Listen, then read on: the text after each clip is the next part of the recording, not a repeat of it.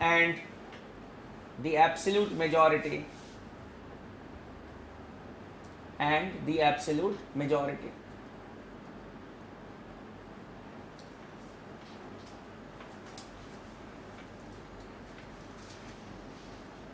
Next, the 24th Amendment Act,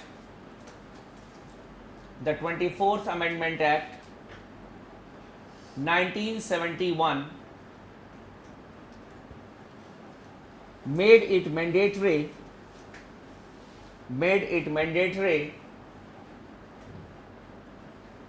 for the president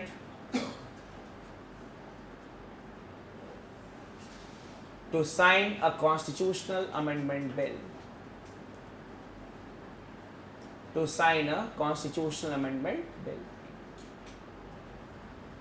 So the president is bound to sign two types of bills. One is the money bill and the second one is the constitutional amendment bill. Apart from it, there are some provisions of the constitution which, after being amended by the parliament, they require the support or the approval of at least 50% of the state legislatures. Do you remember it? What I had told you? Any one of you? Demand for a new state. Article 54 For a new state. Demand for a new state. Sir, Article 53 and 54 deal with the president, and jurisdiction coming under the state, and Article 73 and 162 jurisdiction coming under the state and the center. Provision regarding the High Court, Supreme Court, and the High Court of the Union Territory, and any reach coming under the Schedule 7, and territorial representation of the state in the parliament. Article 368 deal with the president. Deal with the process of amendment. And Any list under Schedule 7. Very good. ठीक है, बहुत अच्छा. So we had discussed this under the rigid provisions of the constitution. Those friends who had joined us late, ठीक है, you can get a we can say the photocopy of your friends' notes, or we can say it may be there in the study material that may have been provided to you also. Now coming to, so these are where we can say this is the process that we needed to discuss. That is how a bill is passed in the parliament. Now coming to another financial aspect that we need to discuss, it is the concept of charged expenditures.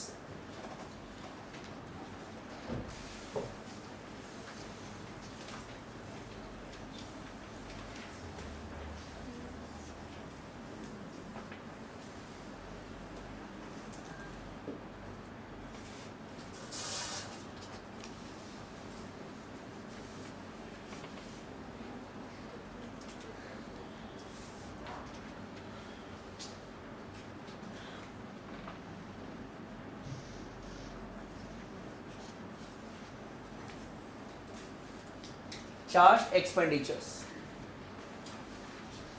When we were talking about the Consolidated Fund of India, we had discussed that the Consolidated Fund is at the disposal of the Parliament.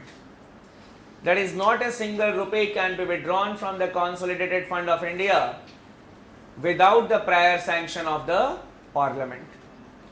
But there are some expenditures which are charged on the Consolidated Fund of India, or the amount is withdrawn from the Consolidated Fund of India, but they do not require the approval of the Parliament for the purpose. The approval of the Parliament is not required. They are known as charged expenditures. In the Constitution, we have got some expenditures which have been termed as charged expenditures. That okay, these are charged expenditures. Apart from it, the Constitution has also authorized the Parliament to declare any expenditure as so charged. Means, if the Parliament feels that certain expenditure has to be declared as a charged expenditure, then that can be declared as a charged expenditure by the parliament. So charged expenditures are those expenditures which are charged on the consolidated fund of India, but they do not require the approval of the parliament. Even pre-approval, or we can say after approval or post approval, is not required. Little.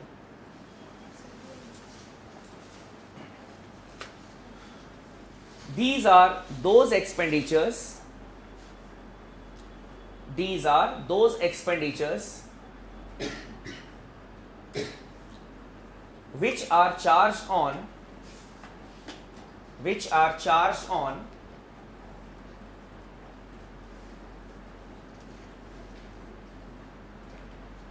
the consolidated fund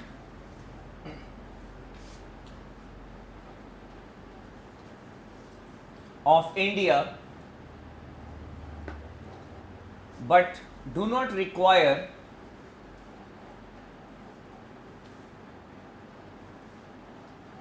the approval of the parliament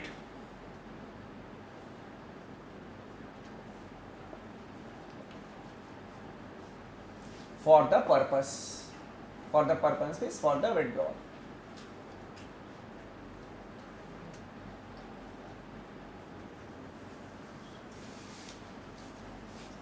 The Constitution under Article 112 Clause 3, under Article 112 Clause 3 has declared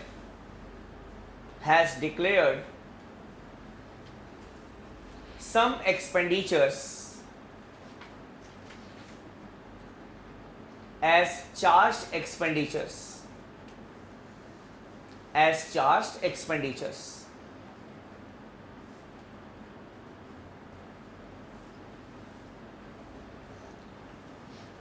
And it has also authorized the parliament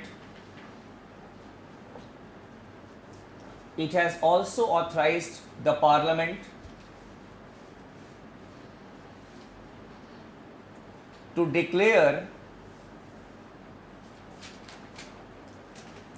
an expenditure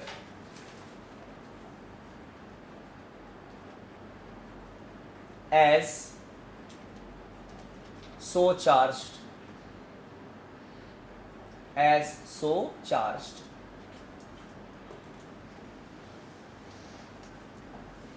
The charged expenditures are,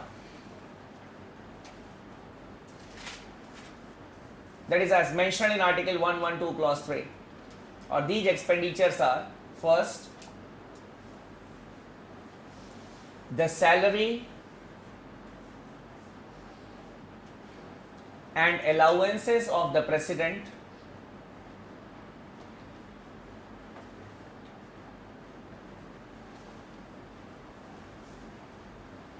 and the other expenditures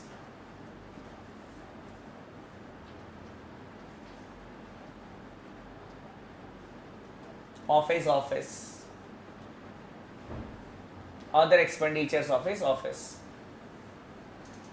Next,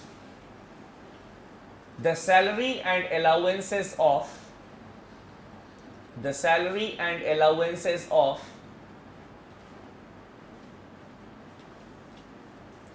chairman and deputy chairman of the Rajya Sabha,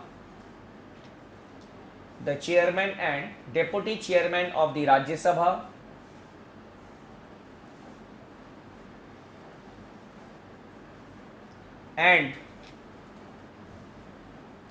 the speaker and deputy speaker of the Lok Sabha,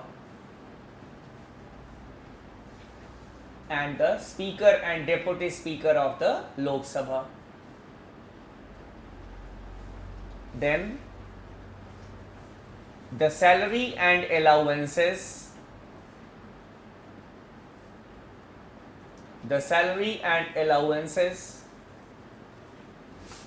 of the judges of the Supreme Court,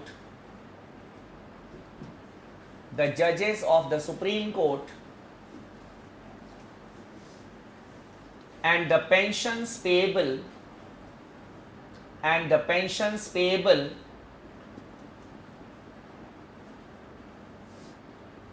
to the judges of the Supreme Court and the High Courts. Judges of the Supreme Court and the High Courts. Then the salary and allowances of the CAG is Comptroller and Auditor General of India, of the CAG, and other expenditures related to his office.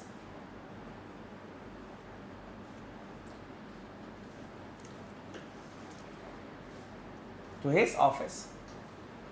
Now, before we proceed further, I'll tell you one thing, that if we analyze the salary and allowances that we have written here, it is to maintain the independence of these offices, that they have been made charged expenditures. They are not at the mercy of the executive or the legislature. So once it has been decided that okay, these expenditures will be charged expenditures, automatically every month the money will be taken from the consolidated fund and it will be deposited into their accounts. Clear? Next, the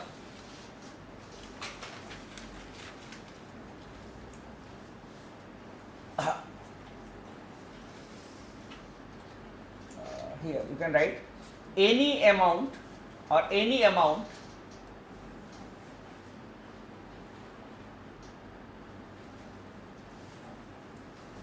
required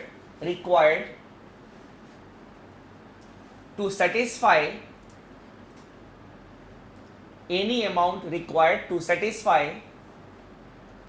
the award or the judgment of a court or a tribunal.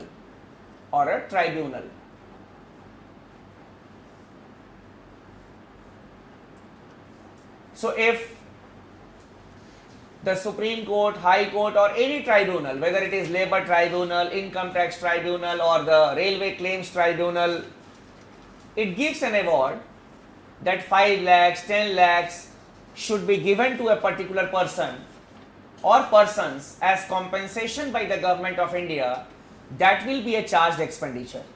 Means there will be no voting in the Parliament for that purpose. The approval of the Parliament is not required for that purpose. Next,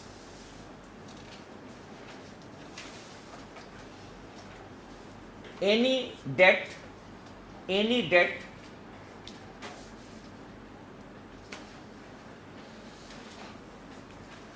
for which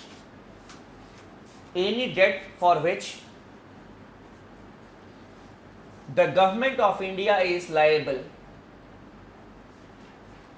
Any debt for which the Government of India is liable. If the Government of India has borrowed any amount from any other country and that need to be repaid, that is it is a charged expenditure. Next, any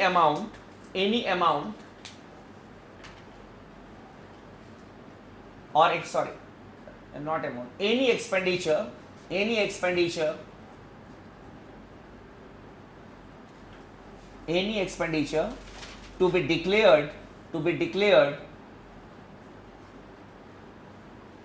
by the Parliament as so charged.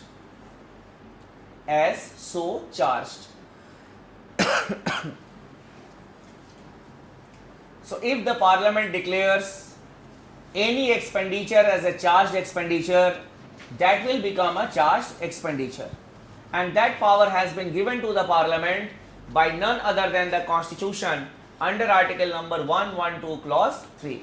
Here you can write as example, the Parliament has declared the Parliament has declared the expenses of the Election Commission,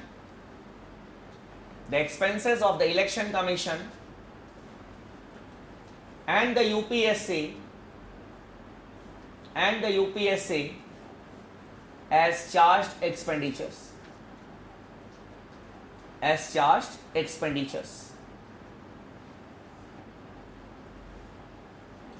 So in the prelims examination, there can be a straightforward question: which of the following is not a charged expenditure?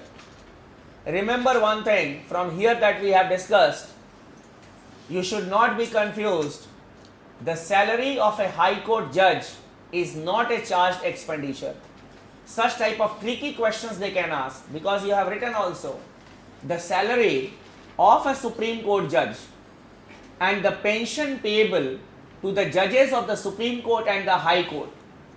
The pension of a High Court judge is a charged expenditure, but the salary of a High Court judge is charged on the consolidated fund of the state, not, we can say, of the center. Such type of tricky questions may be there in your examination. Clear?